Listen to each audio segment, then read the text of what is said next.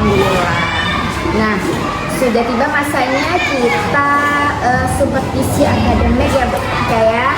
Nah, sebelum Ibu masuk ke observasi pembelajaran, ada beberapa hal yang akan saya sampaikan sama Bu Elsa ya.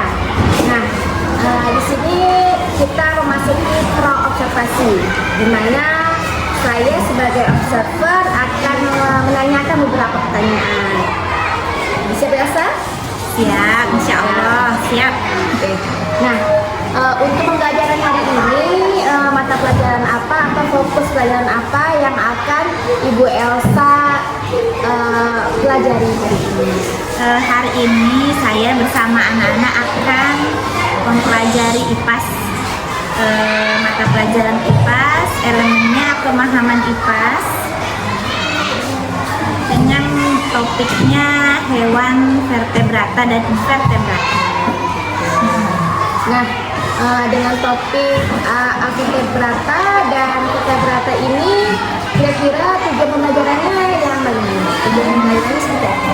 Untuk ini saya ambil 2 tujuan dulu Bu Esti, karena ini mungkin materi baru bagi mereka kan. Jadi saya ambil yang pertama, mereka kenal dulu apa hewan-hewan yang ada di sekitar lingkungan mereka. Nah, jadi mereka amati dulu, ingat-ingat lagi apa hewan-hewan yang ada di sekitarnya. Dan berikutnya yang kedua tujuannya, mereka bisa membedakan apa bagian-bagian tubuh hewan tersebut, bagian-bagian tubuh hewan yang ada di sekitar mereka. Oke, ada 2 tujuan pembelajaran ya Bu Elsa ya. Yang pertama mengenali hewan dan membedakan bentuk bagian tubuh dari hewan-hewan tersebut. Oke. Nah, kira-kira nih area pengembangan yang hendak Bu Elsa capai seperti apa? Pertama mereka kenal dulu ya hewan yang ada di sekitarnya, karena kalau dia nggak tahu hewannya itu dia nggak bisa berpikir kira-kira apa ya ciri-ciri hewannya. Nah, setelah mereka tahu hewannya, lalu nanti saya kasih clue hewannya itu sama atau tidak bentuknya, lalu dari postur tubuhnya, dan di sini kan spesifiknya vertebrata ini lebih ke tulang belakang ya, ada yang punya tulang belakang, ada yang tidak. Nah, nanti jadi dia bisa membedakan mana hewan yang punya tulang belakang dan tidak punya tulang belakang dengan bahasa sainsnya vertebrata dan invertebrata. Nah, strategi yang Ibu siapkan seperti apa? Strateginya mungkin pertama nanti saya akan kasih pertanyaan semantik dulu ya. Nah, amati apa hewan-hewan yang di sekitar dia. Lalu saya akan memberikan cuplikan video juga. Nah, setelah memberikan cuplikan video tersebut, bersama nanti kami membedakan mana hewan vertebrata dan invertebrata. Lalu saya berikan anak-anak juga LKPD. Nah, dari LKPD, tapi LKPD-nya berbeda tiap masing-masing kelompok pasti berbeda. Jadi dari sana nanti mereka bisa memahami apa hewan vertebrata dan invertebrata dan membedakan ciri-cirinya. Ini LKPD setiap berdasarkan kelompok? Ya, berbeda masing-masing kelompok. Baik Elsa, mungkin hanya itu pertanyaan untuk observasi kita. Nah, untuk selanjutnya Bu Elsa bisa langsung observasi situasi ya. Selamat ya Bu Elsa ya. Mudah-mudahan lancar dan bisa mencapai tujuan pembelajaran yang Bu Elsa harapkan. Amin. Terima kasih Bu Elsa. Sama Bu Esti. Assalamualaikum warahmatullahi wabarakatuh. Waalaikumsalam warahmatullahi wabarakatuh. Baiklah, apa kabar anak-anak semuanya hari ini? Alhamdulillah, luar biasa. Allahu Akbar. Nah, sebelum kita mulai pelajaran kita, untuk berkahnya, marilah kita berdoa. Ayo ketua, pimpin doanya. Siap.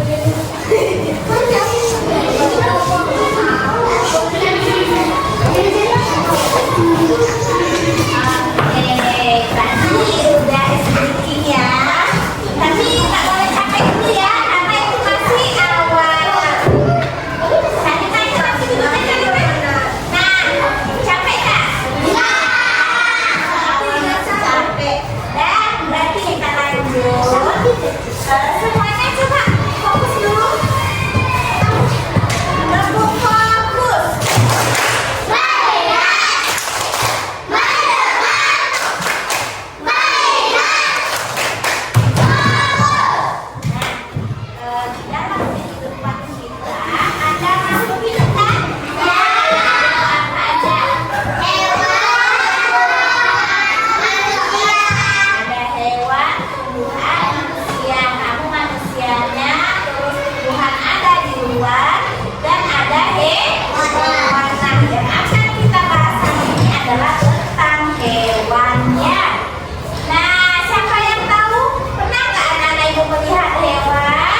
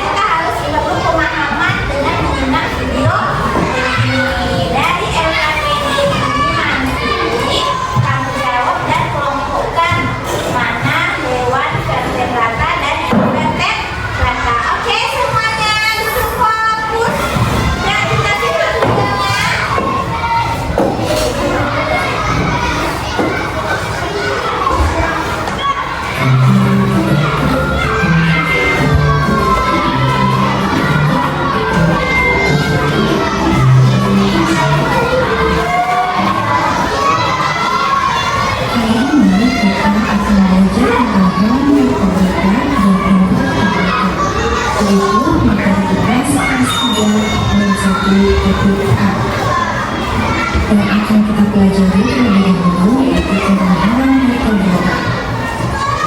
Apa hewan vertebrata? Hewan vertebrata adalah hewan yang memiliki tulang belakang.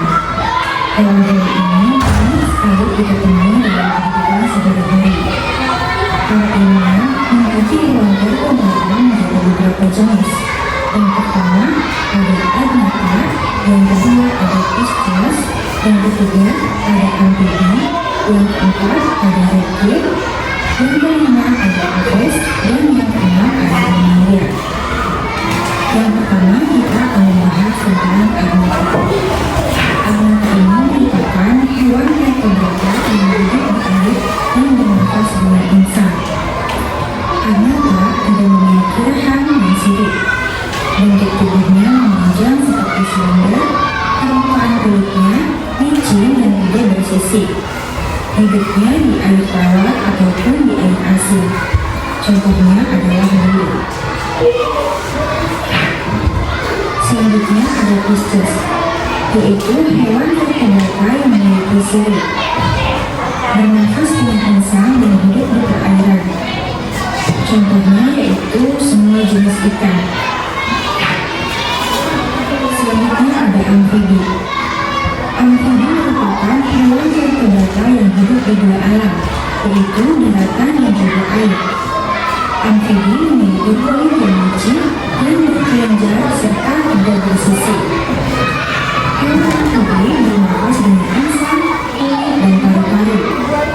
Hewan amfibi bergerak dengan dua pasang kaki yang bersatu. Contohnya yaitu katak.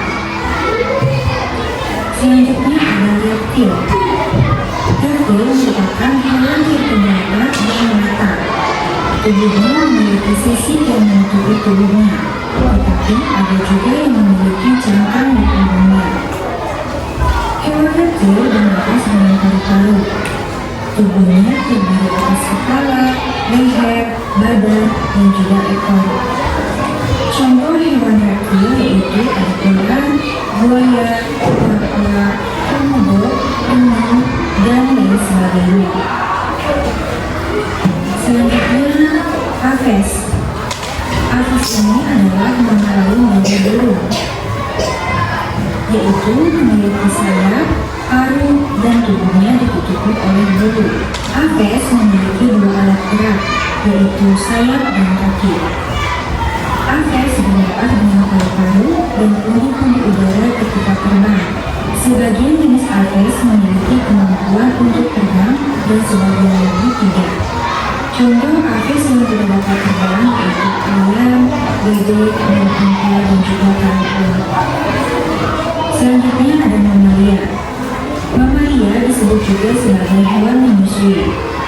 Mammalia memiliki kelenjar susu dan bernafas dengan paru-paru. Contoh dari hewan mammalia seperti sapi, kucing, kambing, kuda, monyet, dan lain sebagainya. Jika sudah paham, maka kita akan belajar tentang hewan invertebrata. Hewan invertebrata adalah hewan yang tidak memiliki tulang belakang. Tubuhnya lunak dan beberapa bergerak karena memang tidak memiliki tulang. Hewan invertebrata dibagi menjadi beberapa jenis. Yang pertama ada hewan berpori, yang kedua ada hewan laura, yang ketiga ada hewan dengan kaki beruas, yang keempat ada hewan lunak, yang kelima ada cacing, dan yang keenam ada hewan berkulit duri. Sekarang kita akan membahas tentang hewan berpori terlebih dahulu. Hewan berpori ini tubuhnya berpori menyerupai spons. Umumnya hidup di air dan tubuhnya memiliki warna yang bermacam-macam. Contoh dari hewan berpori yaitu spons laut atau bunga karang. Yang kedua ada hewan berongga. Hewan berongga merupakan hewan yang memiliki rongga pada tubuhnya. Umumnya hidup di perairan. Hewan ini dapat berbentuk polip yang melekat di dasar perairan dan tidak dapat bergerak bebas. Tetapi ada juga hewan yang berongga yang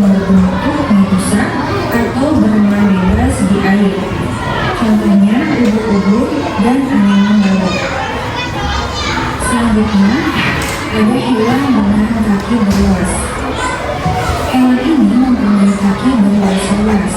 Tubuhnya terdiri dari kepala, dada, dan juga perut. Hewan ini dapat ditemukan di darat, air laut, dan juga air tawar. Contohnya yaitu ada udang, ikan, laba-laba, dan lain-lain. Selanjutnya kita bahas tentang hewan lunak. Hewan lunak ini tubuhnya lunak. Beberapa hewan lunak memiliki cangkang yang berfungsi untuk melindungi diri dari musuh. Contoh dari hewan lunak yaitu ada siput, cumi-cumi, gurita, kerang, dan lain-lain. Selanjutnya ada cacing. Cacing merupakan hewan bertubuh lunak dan juga memiliki rangka. Tubuhnya tidak dilindungi cangkang dan juga memiliki kaki. Ada cacing yang hidup di alam, ada juga cacing yang hidup sebagai parasit di dalam tubuh manusia dan juga hewan. Contohnya ada cacing pelangi, cacing putih, dan cacing benang. Selanjutnya kita akan membahas tentang hewan berkulit biru. Hewan berkulit biru merupakan hewan yang tubuhnya diselimuti duri. Hewan ini hidup di lautan. Contohnya bintang laut, terbang, dan burung. Beberapa ini penjelasan mengenai hewan berkulit dan juga bentuk tubuhnya. Semoga dapat bermanfaat dan juga membantu.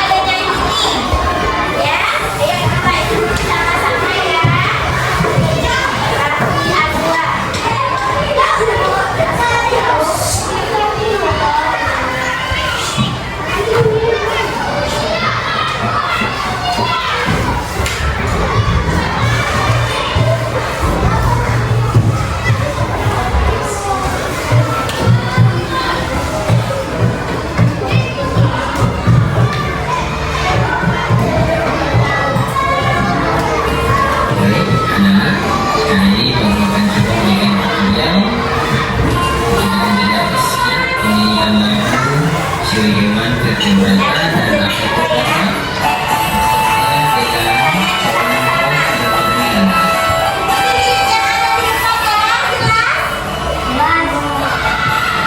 Oke, sama-sama kita nyanyikan ya.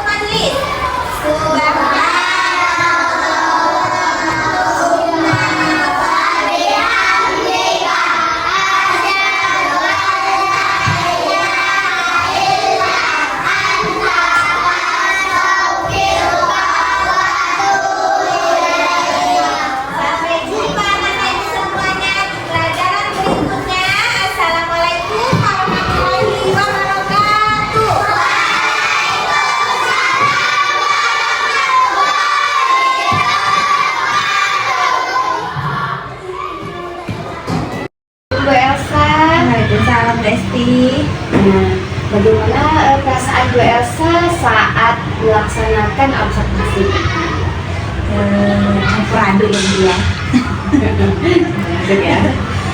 Deg-degan juga, senang juga, lalu ini sampai nggak ya materinya, terus tujuan saya tadi kan diferensiasinya berjalan dengan baik nggak, disiplin positifnya betul terlaksana, lalu emosional anak-anak ini kan, nah gimana ya bisa terkontrol atau tidak, jadi campur aduk tadi ya.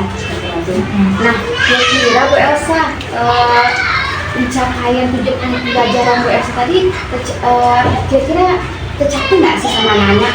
Nah, kalau saya boleh tanya nih, rentangnya tuh kira-kira berapa? Kalau saya kasih nih rentangnya dari 6 sampai 10, kira-kira di posisi mana nih? Kesulitan terbesarnya kan di anak yang kemampuannya rendah ya Mbak Indi ya. Kalau kemampuannya udah tinggi kan kita mungkin nggak kesulitan lagi ya, mungkin kita lebih ke pengayaan. Jadi tadi saya lihat yang kemampuannya rendah itu dia bisa menentukan mana hewan vertebrata dan invertebrata walaupun hanya dengan gambar dan ucapan langsung.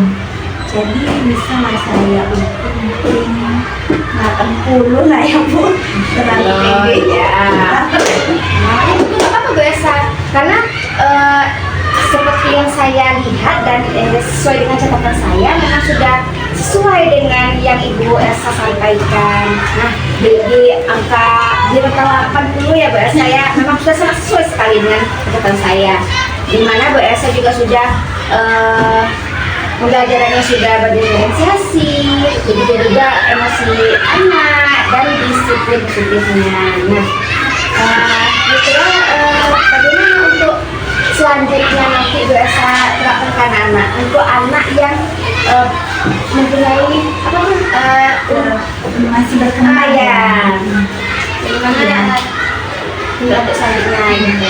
tantangannya di anak yang masih berkembang ya Besti ya. Mungkin saya akan memberikan media atau materinya dengan cara ya sesuai dengan kebutuhan dia ya, sesuai dengan keinginan dia. Lalu mungkin berbeda dengan temannya, kalau untuk pertanyaan mungkin temannya 5, mungkin menjawab dia mungkin hanya 2. Yang penting tujuan pembelajarannya tercapai dengan dia. Lalu dia memiliki pembelajaran bermakna, jadi dia pulang itu berkesan bawa ilmu. Nah, kira-kira kapan tuh Ibu laksanakan perubahannya? Apakah dalam waktu dekat ini atau mungkin semester depan gitu? Itu segera ya, biar nanti dia nggak ketinggalan ya. Jadi saya usahakan di setiap pembelajaran saya coba mungkin dari modul dulu ya, dari modul lalu nanti saya cari media-media yang sesuai dengan mereka, dan untuk anak yang emosionalnya tadi masih ada yang merajut itu ya, mungkin setelah ini langsung saya panggil kenapa seperti itu lagi, dan akan saya kasih bimbingan konseling untuk bisa mengelola emosinya, bagaimana dia dengan temannya dan saat belajar. Nah, kira-kira untuk anak yang seperti yang Ibu Elsa sampaikan, ada nggak orang yang akan Ibu libatkan dalam perkembangannya tersebut?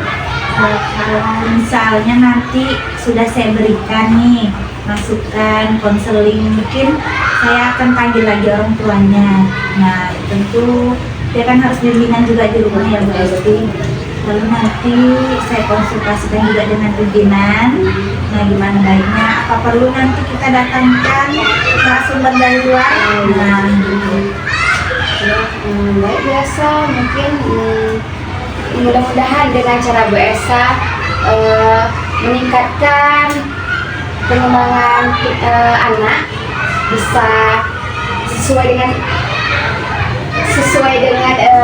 keinginan harapan Bu Elsa ya. Tapi saya harap juga nih mungkin bukan hanya di kelas Bu Elsa saja kali ya. Jadi mungkin dengan cara kita mengundang orang tua, bisa juga orang tua yang lain juga paham. Baik, mungkin hanya itu sih yang bisa saya amati dari proses observasi Bu Elsa tadi. Mudah-mudahan ini bermanfaat untuk kita bersama Bu Elsa ya. Saya ucapkan terima kasih Bu Elsa. Sama-sama Besti. Assalamualaikum warahmatullahi wabarakatuh. Waalaikumsalam warahmatullahi wabarakatuh.